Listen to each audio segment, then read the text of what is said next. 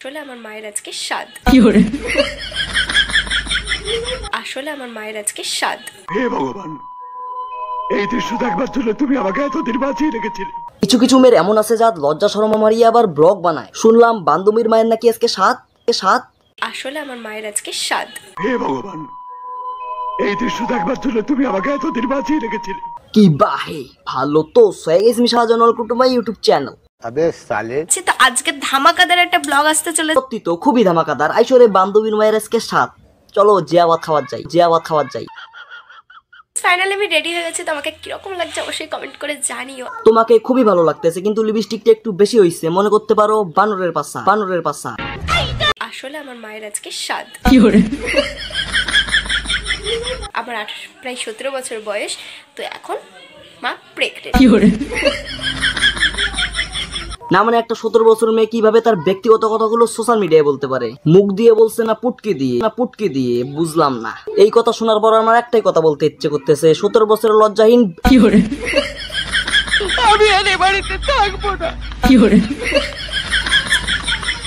তো মাকে আমি বলেছিলাম বলতে, বাট মা বলছে আমার লজ্জা করছে। আমি বলুম না, আমার শরম করে।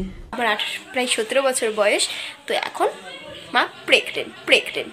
হ্যাঁ, তোমার মা প্রেগনেন্ট, আমরা সেটা জানি। তোমার মা এই কথাটা বলতে লজ্জা পাচ্ছে, কিন্তু তুমি 17 বছরের মেয়ে হয়ে একটুও লজ্জা থাকা দরকার, লজ্জা লাগা দরকার। আসলে আমার মায়ের আজকে স্বাদ। হে ভগবান, এই দৃশ্য দেখবার জন্য তুমি আমাকে এতদিন বাঁচিয়ে রেখেছিলে। কলিযুগ।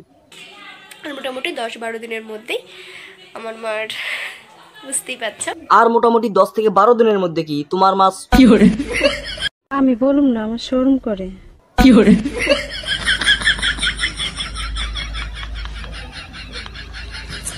আসলে আমি বুঝলাম না, একটা 17 বছরের মেয়ে হয়ে কিভাবে তার ব্যক্তিগত কথাগুলো সোশ্যাল মিডিয়ায় বলতে পারে।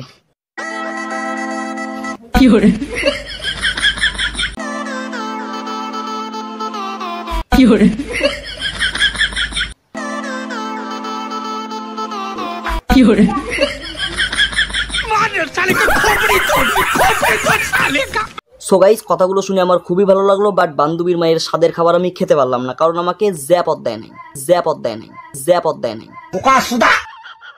সো গাইস, আজকের ভিডিও এতটাই কেমন লাগলো অবশ্যই নিচে কমেন্ট করে জানিও। ভালো লাগলে like, comment, share and subscribe my channel. দেখা হচ্ছে নেক্সট ভিডিও। বাই।